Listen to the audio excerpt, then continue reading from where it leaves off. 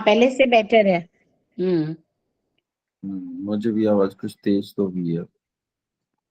चल। आज आपने बताना है षटक संपत्ति, विवेक और वैराग्य का कल बताया था। आज हाँ, षटक संपत्ति है शम से लेके। विवेक और वैराग्य का कल हमने चर्चा कर ली थी। विवेक और वैराग्य के बाद अब हमें जो साधक है उसे क्या करना है।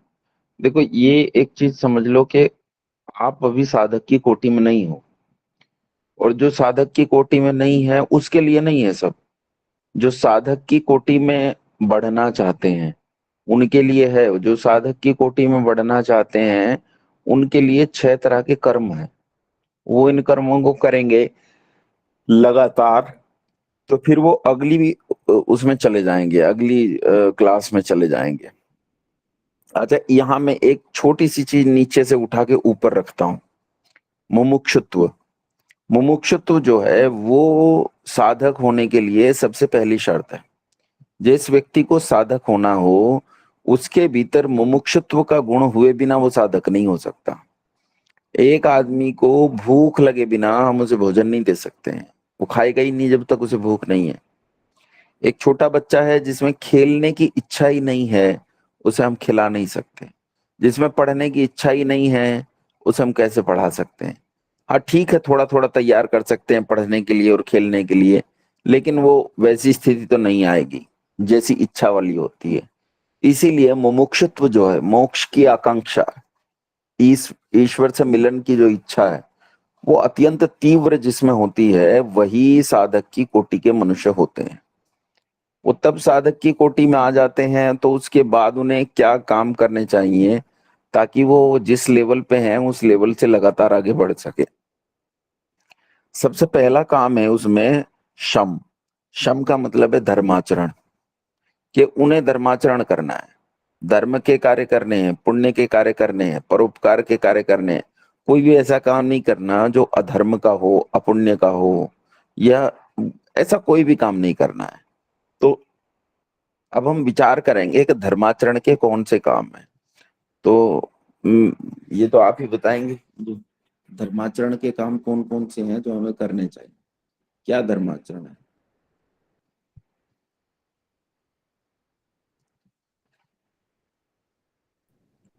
कौन आचार्य बताएगा। जी, आचार्य जी वही सारे काम जो परोपकार के लिए हो, दूसरे के लिए किए जाए, अपने कोई स्वार्थ ना हो जिसमें।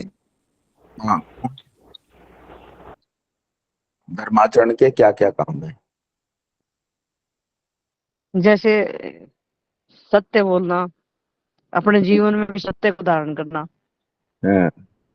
और परोपकार, ये ज्यादा परोपकार के कार्य करना, यम नियमों का पालन करना, हम्म। और ये शादी करना और कराना, दान देना अधिक से अधिक। देखो, इसमें ऐसा है कि जो धर्माचरण है ना, वो अलग अलग प्रकार का है। आपका धर्माचरण अलग है, मेरा धर्माचरण अलग है। जैसे मान लो मैं गृहस्थ हूं, तो मेरा धर्माचरण पंचमहायज्ञ होगा। आप वानप्रस्थी हैं, आपने वानप्रस्थ ले लिया है, तो आपका धर्माचरण अलग प्रकार का होगा। मेरा धर्माचरण है कि मुझे प्रतिदिन 5 महायज्ञ करने ही करने हैं। सब संध्या करनी है, देव यज्ञ करना है, बलि वैश्व करना है, पितृ करना है, अतिथि करना है। ये महायज्ञ नहीं छोड़ने किसी सूरत में, धर्माचरण का पहला चरण। दूसरा चरण है वेद की आज्ञाओं का पालन करना। ये मेरे लिए भी मस्ट है, ये करना ही करना है। अब आते हैं वानप्रस्थी के लिए। जरूरी नहीं है वानप्रस्थ ले लेने के बाद लोग मुमुक्षु हों ही। मैंने बहुत सारे वानप्रस्थियों को ऐसा देखा है कि वो तो हमारे तो एक स्वामी जी कहा करते हैं, बोले ये एफएफसी हैं। तो मैंने एक दिन पूछा, वो बहुत दिन से कह रहे, तो मैंने पूछा एफएफसी क्या है, बोले फुल का फाड़ कंपनी है। पढ़ना नहीं, लिखना नहीं, कोई इच्छा नहीं है, न जाने क्यों वानप्रस्थ ले लिया है। वानप्रस्थ का मतलब है कि आपको निधिध्यासन करना है, मनन करना है। और आप श्रवण से तो आगे निकल गए, आप इतना पढ़ चुके हैं, ऐसा नहीं श्रवण कभी बंद हो जाए। जब भी आपको अपने से विद्वान व्यक्ति मिलेगा आप श्रवण करेंगे, लेकिन आपका श्रवण घट जाएगा, प्रवचन ज्यादा होगा। आपने जो प्रवचन किया उसका मनन करना, जो श्रवण किया उसका मनन करना, निधिध्यासन करना और साक्षात्कार करना। ये 4 चरण जो श्रवण चतुष्टय के हैं, ये मुनियों के लिए हैं, ये वानप्रस्थियों के लिए हैं। वानप्रस्थियों को ये सब करते हुए भी परोपकारमय जीवन बिताना, संसार का कल्याण कैसे हो, तो वो सारे कर्म करने जिनसे संसार का कल्याण हो। गृहस्थों को उपदेश करना, गृहस्थों को सदमार्ग पर चलाना है, और जो भी आपको संसार भर में दिखता है कि इससे परोपकार हो सकता है, वो सारे काम उन्हें करने चाहिए। तो ये उनका धर्माचरण है। गृहस्थ का धर्माचरण है पंच महायज्ञ करना, वेद की आज्ञाओं का यथावत पालन करना। ये ये धर्माचरण का चरण है। पहला शम, जब आप काम करना शुरू करो तो आप स्वयं को धर्माचरण में प्रवृत्त करो, इसे शम कहते हैं। ठीक है। अब कोई कहता है जी मुझे तो प्रतिदिन मैं 2 बार यज्ञ नहीं कर पाता हूं, तो ये धर्माचरण से थोड़ा सा हट रहा है ना, क्योंकि धनिक कर रहा है तो इसलिए हटा हुआ तो नहीं कह सकते, लेकिन थोड़ा सा हट रहा है, क्योंकि नियम तो 2 समय का है। अच्छा, कोई कोई फिर रविवार को करते हैं, तो ये धर्माचरण से काफी हटा हुआ है। कोई कोई 15 दिन में करते हैं, ये बहुत दूर है धर्माचरण से। तुम्हें क्या करना है, जहां हम धर्माचरण के क्षेत्र में खड़े हैं उससे धर्माचरण के केंद्र की ओर हमें बढ़ना है। दोनों समय संध्या मेरी नियमित है कि नहीं है। संध्या किसे कहते हैं, सम्यक ध्यानम इति संध्या। संध्या किसे कहते हैं, स्वाध्याय प्रवचनाभ्याम मां प्रमदितव्यम। स्वाध्याय ही संध्या है। आपको संध्या करनी है, संध्या में स्वाध्याय करना है। स्वाध्याय बहुत महत्वपूर्ण है। आप जब संध्या करते हैं तो उसके मंत्रों का, एक एक मंत्र का अर्थ आपको याद होना चाहिए। आप जब बोलते हैं ना, सूर्या चंद्रमसौ धाता यथा पूर्वम कल्पयत दिवंच पृथ्वींच अंतरिक्ष मथो स्वः। जब आप पढ़ते हो ना एक एक चीज, प्राची दिगग्निरधिपति रसितो रक्षितादित्या ईशवः, तो इसमें से एक एक शब्द की जानकारी आपको होनी चाहिए कि इस शब्द का अर्थ यह है। अब इसमें क्या है, संध्या के विभिन्न विद्वानों ने अपने अपने दृष्टिकोण से अर्थ किए हैं, तो आपको वे सारे अर्थ पढ़ देने, उन अर्थों की परस्पर विवेचना और विश्लेषण करना है। ये श्रवण के अंतर्गत आ जाएगा। जब आप विद्वानों को पढ़ेंगे, पढ़ रहे हैं ना तो समझो सुन ही रहे हैं, तो आपको वो जो पढ़ना है वो श्रवण के अंतर्गत आ गया। अब श्रवण के बाद मनन करना है, इस विद्वान का मत ये है, उस विद्वान का मत ये है, उस विद्वान का मत ये है। एक एक शब्द पे विचार करना, इस शब्द का अर्थ इस विद्वान ने तो ये किया, दूसरे विद्वान ने इसका अर्थ ये कर दिया, तीसरे विद्वान ने ये कर दिया। संगति कैसे बन रही है, पिछले वाले शब्दों से कौन से शब्द की संगति ज्यादा बेहतर बनती है, अगले वाले शब्दों से संगति कैसे बनती है, क्या बेहतर प्रकरण है या नहीं है। तो इसे कहते हैं, आपने जो सुना है उसका मनन किया। निधिध्यासन, फिर क्या करना है, जब उपासना के समय में बैठो, ऋषि दयानंद सत्यार्थ प्रकाश में लिखा है न्यून से न्यून 2 घंटा उपासना करनी चाहिए। 1 घंटा सुबह, 1 घंटा शाम, या फिर 2 घंटा एक ही साथ। तो उस उपासना में बैठकर ईश्वर से इन प्रश्नों को पूछना। आपने पहले 5 मिनट में अपने पिछले 24 घंटे के यम नियमों पर विचार कर लिया, मुझसे कोई यम नियम टूटा तो नहीं। विचार करने के बाद आप यम नियम के बाद आसन पे आ गए, आसन आपका स्थिर है, वो शुरू से ही अंत तक रहना चाहिए। स्थिर होने का मतलब है कमर गर्दन सिर सीधे। आप पालथी में बैठे हैं या पद्मासन में बैठे हैं, स्थिर होगा आपका आसन, स्थिर, हिल नहीं सकता है। किसी को पीड़ा हो सकती है, आयु ज्यादा हो सकती है, तो वो कहेंगे कि मैं पालथी में या पद्मासन में नहीं बैठ सकता, कुर्सी पर बैठ सकता हूँ। बढ़िया है, कोई बात नहीं, कुर्सी पर बैठिए। अगर आपकी दशा पद्मासन की है तो पद्मासन लगाइए, पद्मासन की नहीं है, सुखासन की है तो सुखासन लगाइए, सुखासन की भी नहीं है, कुर्सी की है तो कुर्सी पे बैठिए। लेकिन बस इतना ध्यान रखना है कि नींद नहीं आए, आप बुद्धि से काम करते रहें, कमर गर्दन सिर एकदम सीधे। और अगर पीठ में भी कोई पीड़ा है, भाई नहीं रह पाते कमर गर्दन सिर सीधे, तो वो फिर उसकी, लेकिन इसका मतलब ये नहीं है कि छूट मिलती जा रही है। छूट मिलती जा रही है का ये नहीं कि आप पद्मासन में बैठ सकते हैं लेकिन कुर्सी पे बैठेंगे, आप सीधे बैठ सकते हैं लेकिन कमर मोड़ के बैठे। ये केवल उनके लिए है जिनके शरीर में व्याधि आ गई है या आयु इतनी हो गई है कि शरीर अब अपनी मनमर्जी से मुड़ा तुड़ा रहता है, मैं नहीं कर पाता हूं इसे सीधा, तो उनके लिए ही ये विकल्प है। उनके लिए नहीं है जो एकदम ठीक रह सकते हैं। तो वो आसन में निश्चित रूप से सीधे बैठेंगे। जितना आपका आसन स्थिर होगा, जैसे कुछ लोग होते हैं बैठ के कोई खुजा रहा है, हिल रहा है, कभी इधर हो गया कभी उधर हो गया, पाँव सो गया है उसे ठीक कर रहा है, ये आसन वासन नहीं है। तो इसमें तो चंचलता इतनी है, तो ये क्या कर रहा है? आसन एकदम स्थिर, जैसे पत्थर रखा हो। एक आदमी बाहर से आकर देखे तो उसे ये आभास होना चाहिए कि ये आदमी जिंदा है कि यूं ही बैठे बैठे जड़ गया है, मर गया है। उसे पता ही नहीं लगना चाहिए। उसे 1 घंटा वो देखे तो उसे लगे इसमें तो किंचित भी एक हलचल हुई ही नहीं। ऐसा शरीर होना चाहिए, बिल्कुल ऐसे जैसे पत्थर रख दिया हो। इसका नाम आसन है। स्थिर सुखम आसनम। स्थिरता हो, सुख हो। अकड़ के भी नहीं बैठ जाना। इतने अकड़ के बैठ जाओ कि अरे बाप रे, आपने तो शरीर में खुद ही कष्ट पैदा कर लिया। अकड़ के भी नहीं बैठना है, स्थिर बैठना है, अकड़ के नहीं बैठना। शरीर में सुख होना चाहिए। अच्छा, ये क्यों बैठते हैं पद्मासन में कमर गर्दन सिर सीधी करके? क्योंकि अभ्यास के बाद इससे ज्यादा सुख किसी में नहीं होता। आप कमर मोड़ के बैठोगे 10 मिनट भी नहीं बैठ पाओगे, और कभी नहीं बैठ पाओगे। लेकिन इसमें लंबे समय तक बैठ सकते हैं। इसलिए ऋषि मुनियों ने इस आसन की खोज की। ये वाला आसन जो है उपासना के लिए सर्वोत्तम आसन है। प्राणायाम करते हैं। प्राणायाम कर लिया आपने, अब अपनी सामर्थ्य के हिसाब से प्राणायाम कर लिए। फिर प्राणायामों में भी आपके बदलाव आने लगेगा बाद में। जब आपका प्राण पे नियंत्रण आना शुरू होगा तो फिर वहां स तो बाह्य आभ्यंतर देश काल संख्या फिर परिदृष्टो दीर्घ सूक्ष्म। तो वहां दीर्घ और सूक्ष्म फिर 2 प्रकार के प्राणायाम हो जाएंगे। एक प्राणायाम हो जाएगा दीर्घ और एक प्राणायाम हो जाएगा सूक्ष्म।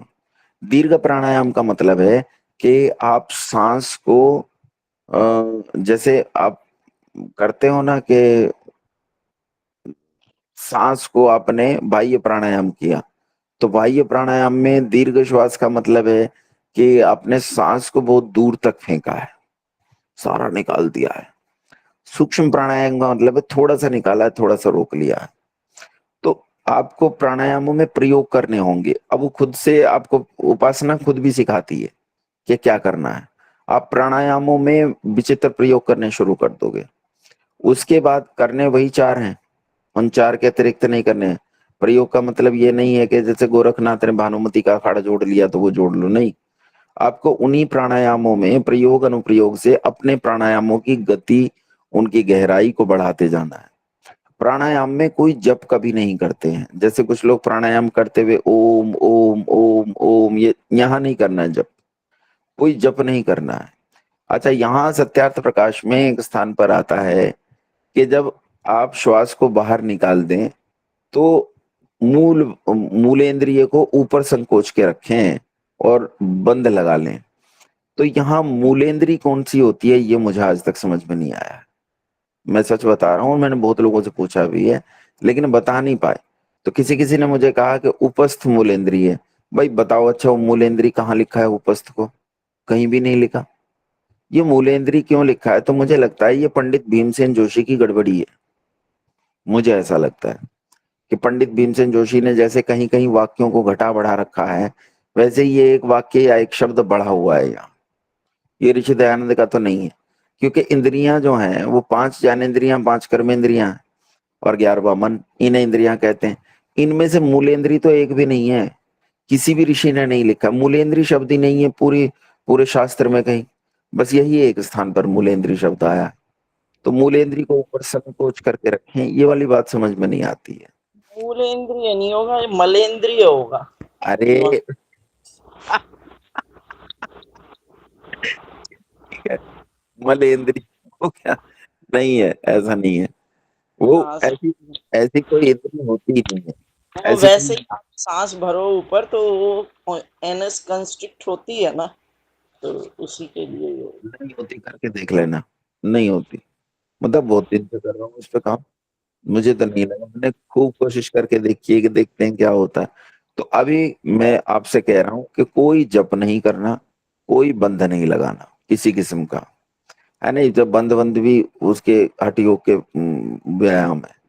आपको करना क्या है, बस सीधे सीधे श्वास को बाहर निकालना है, रोकना है और ये विचार करना है देश काल संख्या, कितनी देर रुक रहा है कहाँ। प्राणायाम के बाद आप प्रत्याहार कर लेते हो, इंद्रियों पर नियंत्रण करने का अभ्यास। इंद्रियों पे नियंत्रण केवल उपासना में नहीं करना आपको, इंद्रियों पे नियंत्रण आपको 24 घंटे में भी करना है। मान लो किसी चीज को देख के आपके मुंह में पानी आ जाता है, आपको चीज बहुत स्वादिष्ट लगती है, आपको इस पे नियंत्रण करना है, मैं नहीं खाऊंगा इसे, नहीं खाऊंगा। किसी चीज को देखना अच्छा लगता है, कुछ दृश्य देखना अच्छा लगता है, कुछ देर उस दृश्य के होते हुए भी उसे बिना देखे रहने का प्रयास करो। इसी तरह आपको हर इंद्रिय पे अपने 24 घंटे में प्रयास करते जाना है। यहाँ जो प्रयास करोगे वो प्रत्याहार में साधक होगा। प्रत्याहार केवल मन को अभ्यास और नियंत्रण में लाने का अभ्यास है। अब उसके बाद धारणा कर ली। धारणा में ओम का जप करना है, ओम ओम ओम। उसके अर्थ का भाव भी बनाना है, उसका अर्थ भी करना है। और उसके बाद जब आप धारणा कर चुके, खत्म हो गया, तो आपका उपासना का काम लगभग खत्म हो गया। यही धारणा से आप ध्यान में जाओगे, ध्यान से समाधि में जाओगे, वो अगली स्थितियां हैं। लेकिन जब आप ध्यान और समाधि में जाओगे तब की बात। और एक अब जब भी आप धारणा में हो, तो धारणा जैसे ही तुम्हारी खत्म होती है या अब धारणा चुक गई, यहाँ ईश्वर से प्रश्न पूछोगे, इसका नाम निधिध्यासन है। यानी तुमने जो पढ़ा था, जो मनन किया था, मनन करके सब तरह के प्रमाणों से उसे सुपरीक्षित कर लिया था, अब उसका निधिध्यासन करना है, विचार करना है। जो मैंने पढ़ा था, जिसे मैंने सांसारिक उदाहरणों से देखा था कि सही है, क्या वो सच में सही है? क्या उसमें कोई दोष है? यहाँ निधिध्यासन करना, बैठ के प्रश्न पूछने, उत्तर मिलते हैं। हो सकता है प्रारंभ में उत्तर न मिले, हो सकता है दीर्घ काल के बाद उत्तर मिले, लेकिन उत्तर मिलने शुरू होंगे पक्का। तुम यहाँ बैठो और बहुत प्रेम से, जैसे एक बच्चा अपनी माँ से प्रश्न पूछता है, वैसे ही तुम परमपिता परमात्मा को अपनी माँ मान के उससे प्रश्न पूछो। त्वमेव माता, वही तो माँ है, और कौन माँ है संसार में? वही है, हम सबकी माँओं की भी माँ वही है, मेरी भी माँ वही है, और मेरी माँ की भी माँ वही है। परमात्मा जैसा माँ संसार में कोई है ही है नहीं है। माँ से भी बच्चा दूर चला जाता है, नौकरी करने लगता है, व्यापार करने लगता है, लेकिन इससे तो दूर ही नहीं जा सकता, इसकी गोद में ही रहता है, हर समय तो दूध पिलाता रहता है ये। एक क्षण के लिए भी इसका दूध पीना हम बंद नहीं करते। जीवन पर्यंत यही हमारी माँ है। जीवन पर्यंत हमारा सुख दुख, लालन पालन, पोषण, रख रखाव, किसी भी चीज में भय, निंद्रा, मैथुन, कौन सा स्थान है जहां ये माँ हमें छोड़ती है? ये माँ है। और इस माँ से प्रश्न पूछो, इससे प्रेम करो। जितना प्रेम करोगे, जितना इससे प्रेम करोगे, उतना मोक्षत्व पैदा होगा। जितना इससे प्रेम करोगे, उतना अन्य चीजों में राग घटेगा, अर्थात वैराग्य उत्पन्न होगा संसार से। इससे प्रेम करना शुरू करो। ईश्वर से ऐसा प्रेम करो जैसा भाव समाधि वाले लोग करते हैं। हाँ, उनकी तरह नहीं करना है, उनका वाला प्रोसेस गलत है, लेकिन प्रेम ऐसे करो जैसे मीराबाई करती थी। प्रेम ऐसे करो जैसे चैतन्य महाप्रभु करते थे। प्रेम ऐसे करो जैसे सूरदास करते थे। उनके वाले प्रेम की क्वालिटी तुम्हें लेके आनी है, प्रोसेस नहीं लेके आना है। जैसे उन्होंने अपना अपना एक नकली ईश्वर चुन लिया, और फिर वो उस नकली ईश्वर में ही मग्न होकर उसके दिन रात सपने देखने लगे। ये उनकी मानसिक दशा थी। उस मानसिक दशा में नहीं जाना है। अपितु आपको नित्य शुद्ध बुद्ध, नित्य मुक्त जो परमपिता परमात्मा है, जो सच्चिदानंद स्वरूप है, जो सर्वदानंद है, उस परमपिता परमात्मा को अपना इष्ट मानकर उससे प्रेम ऐसे करना है जैसे मीराबाई हर समय प्रेम में मग्न रहती थी। उसे अपने इष्ट के अतिरिक्त संसार में किसी का ध्यान नहीं था, किसी का ध्यान नहीं था। तो ये एक छोटी सी कहानी बताता हूँ। ऐसा कहते हैं कि एक मुसलमान बादशाह जो है वो प्रेयर में बैठा हुआ था, नमाज अता कर रहा था। तो एक लड़की जो है वो अपने ईष्ट की उसमें भक्ति में लीन हुई दौड़ी जा रही थी। तो उसने ध्यान नहीं दिया कि रास्ते में बादशाह बैठा है, तो उसका कपड़ा पड़ा हुआ था, उसके कपड़े पर पैर रखकर वो आगे बढ़ गई। अब राजा के कपड़े पर पैर रख दिया तो बड़ा भारी काम हो गया। तो जैसे ही उसने पैर रखा, तो राजा ने तुरंत उस लड़की को डांटा, लेकिन लड़की दौड़ती चली गई। राजा ने सिपाहियों से उसे पकड़वाया, बुलवाया वापस। उससे कहा, मैं नमाज अता कर रहा था, भगवान की भक्ति कर रहा था, और तू मेरे कपड़ों पर पैर रखकर चली गई। लड़की बोली, मैं तो इस भक्ति में इतनी लीन थी अपने इष्ट की कि मुझे तो उसके अलावा कुछ दिख नहीं रहा था। न मुझे राजा दिखता था, न कपड़े, न संसार, न तेरे सिपाही, न मिट्टी, न धरती, कुछ नहीं। मुझे केवल अपना इष्ट दिखता था, इसलिए गलती से पांव पड़ गया। लेकिन तू सोच, तू कैसी भक्ति में मग्न था कि तू अपने ईश्वर की भक्ति कर रहा था, पर तुझे इस बात का ध्यान था कि तेरे कपड़े खराब ना हो जाएं। तो हम अपने संसार को जब जबरदस्ती खींच के भक्ति के बीच में लाते हैं, तब हमारी भक्ति में न्यूनता होती है, हमारे प्रेम में न्यूनता होती है। अपने प्रेम की प्रगाढ़ता को बहुत गाढ़ी करो, और जब इसे गाढ़ी इतनी कर देते हो ना कि इसके अलावा तुम्हें कुछ भी दिखाई देना बंद हो जाता है, तब इसे मुमुक्षुत्व कहते हैं। ये मुमुक्षुत्व है। ऐसे मैंने कई उदाहरण सांसारिक प्रेम के देखे हैं। लोग सांसारिक प्रेम इतना ज्यादा करते हैं, अपनी पत्नी से प्रेम करते हैं, प्रेमिका से प्रेम करते हैं, अपनी माँ से करते हैं, बाप से करते हैं, और वो इतना प्रेम करते हैं कि उन्हें उसके अलावा कुछ दिखाई नहीं देता। तो जैसे इनका प्रेम इतना गाढ़ा है, वो गाढ़ा प्रेम परमपिता परमात्मा से करने का प्रयास साधक को करना चाहिए। साधक को ईश्वर के अलावा किसी और चीज से प्रेम नहीं करना चाहिए। अच्छा, ये प्रतिबंध लगा के प्रेम होगा भी नहीं कि मैं प्रतिबंध लगाऊं, मैं किसी और चीज से प्रेम नहीं करूंगा, बस ईश्वर से ही करूंगा। ये स्वाभाविक रूप से होगा। लेकिन जब आप ईश्वर के बारे में विचार करते हो, चिंतन करते हो, सोचते हो, उसी बस वही रहता है हर समय। जब तुम्हारे 24 घंटे में वही रहता है, तुम्हारा बच्चा खेल रहा है, उसमें भी ईश्वर दिख रहा है तुम्हें। तुम संसार में कुछ भी देखते हो, तुम्हें ईश्वर के अतिरिक्त कुछ नहीं देखता। मीराबाई बन जाओ उस ईश्वर के। और जब ऐसे हो जाते हो ना, तो इसी का नाम मुमुक्षुत्व है। और मुमुक्षुत्व के बाद आप पहुंचते हो दम पर, शम पर। शम मैंने बता दिया धर्माचरण, और दम कहते हैं इंद्रियों का दमन करना। फिर आपको अपनी इंद्रियों को सांसारिक विषयों में जाने से रोकना है और उनकी वृत्तियों को अंतर्मुखी करना है। ये दम कहलाता है। अच्छा, आज मैं इतना ही पढ़ाऊंगा, कल करेंगे। आज समय कम था, मुझे स्नान करना है। यहाँ यज्ञ 6 बजे शुरू हो जाता है, तो यज्ञ में जाना रहता है। मैं 2 दिन से यज्ञ में जा नहीं पाया, मेरी ये इसी के कारण। तो आज मैं क्षमा चाहूंगा कि मैं, अच्छा, मैंने ये सोचा है कि जब तक मैं यहाँ हूँ आधा घंटा ही कक्षा लूंगा। ठीक है, तो अच्छा समय जी। हो गया। अच्छा हाँ। जी, एक ओम शम बोलते हैं, जैसे हम उपदेश खत्म करते हैं ओम शम, उसका हाँ, क्या अर्थ होता है? ओम शांति। अच्छा, शांति होता है। अच्छा अच्छा जी, एक छोटा सा और क्वेश्चन है। जो ये मान लो जिसमें पहले कुत्ते को रोटी डालती थी, तो हमारी जो सोसाइटी वाले, उनको ऑब्जेक्शन था, जी आप कुत्तों को रोटी डालते हो, सारे यहाँ इकट्ठे हो जाते हैं, परेशान करते हैं रात को, तो अब नहीं डालती, गाय गाय को डालते हो, तो ये फिर इसमें आ जाता बलि वैश्य में? नहीं, बलि वैष्णव देवी जी तो हम पे आश्रित हैं, जो उन तक उनका भाग पहुंचाना ही चाहिए। अब क्या होता है कि कुत्तों से अगर मेरे सोसाइटी के लोगों को परेशानी हो रही है, वो बच्चों हाँ को काट रहे हैं, मेरे मेरे आसपास के लोगों को काट खाते हैं, कुत्ते करते हैं परेशान। कई बार आजकल तो सोसाइटी में इतने हाँ। हम तरफ शब्द क्या प्रयोग करते हैं, हड़काए। ऐसे हड़काए कुत्ते हैं कि कई बार तो हत्या कर दी उन्होंने। तो फिर इस बात का भी हमें ध्यान रखना चाहिए कि मेरी सोसाइटी के लोगों को मेरी वजह से कोई कष्ट तो नहीं हो रहा है। तो बलि वैष्णव देवी है तो आप दूर जाके कुत्तों को डाल दीजिए।